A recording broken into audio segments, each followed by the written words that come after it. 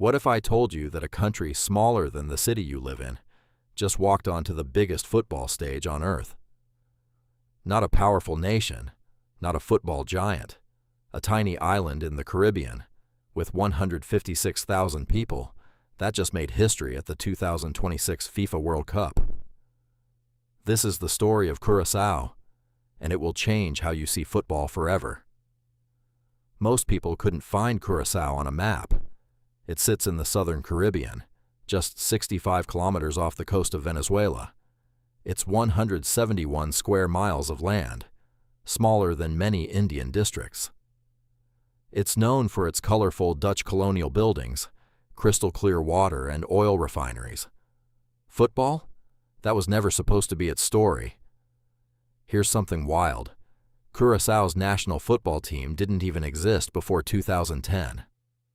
Until then, the island was part of the Netherlands Antilles, a group of Dutch Caribbean territories that played together as one team. But in October 2010, the Netherlands Antilles dissolved as a political entity. Suddenly, Curaçao had to build its own football identity, from scratch. No history, no legacy, no World Cup dreams, just a flag, a FIFA membership, and a prayer. Their first World Cup qualifying appearance was for Brazil 2014, and they went out in the first round. Nobody noticed. But quietly, something was building. Players born on the island were going to Europe, playing in the Dutch leagues, developing their skills, and when they came home to represent Curaçao, they brought European quality to a Caribbean team. Names like Leandro Bacuna and Juninho Bacuna, cousins, became the heart of the team. By 2019, Curaçao reached the Gold Cup quarter-finals. People started paying attention. For Qatar 2022, they came agonizingly close, eliminated by Panama by just 1 goal on aggregate. So close, so painful. Then came the move that changed everything. In January 2024, Curaçao hired Dick Advocaat as their manager. Now, Dick Advocaat is not just any coach. He is a legend. He took the Netherlands to the World Cup quarter-finals in 1994. He managed PSV, Rangers, Zenit. He coached national teams across Europe. And in 2024, age 77, he chose Curaçao, a tiny island, because he believed in what they could become. But then, just months before the World Cup, he resigned. His daughter fell seriously ill. He said, "I have always said family comes before football. This is a natural decision." The whole island held its breath. And then, in May 2026, his daughter recovered, and Dick Advocaat returned. At 78 years old, he would become the oldest manager in World Cup history. The moment came on a November night in Kingston, Jamaica. Curaçao needed a draw to qualify. The whistle blew, 0-0.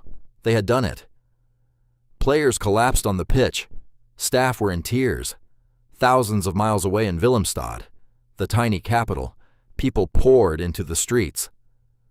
Curaçao went through the entire qualifying campaign unbeaten, scoring the most goals of any CONCACAF team, 28 in total. They didn't just qualify, they topped their group. And with that, they broke a record that had stood since 2018, becoming the smallest nation by population ever to reach the World Cup, surpassing Iceland's record of 350,000 people. Their reward?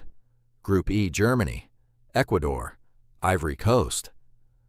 On June 14, 2026, they walked out in Houston, Texas, against Germany, a nation of 84 million people with 4 World Cup trophies. 156,000 people versus 84 million, the island versus the giant. And you know what? They showed up. They played. They represented every small nation that ever dared to dream. Football has always been the sport of the impossible. Brazil lifted from poverty. Iceland shocked the world.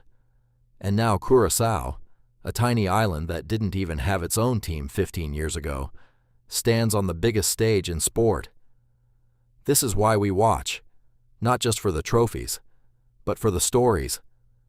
The story of an island that refused to be invisible.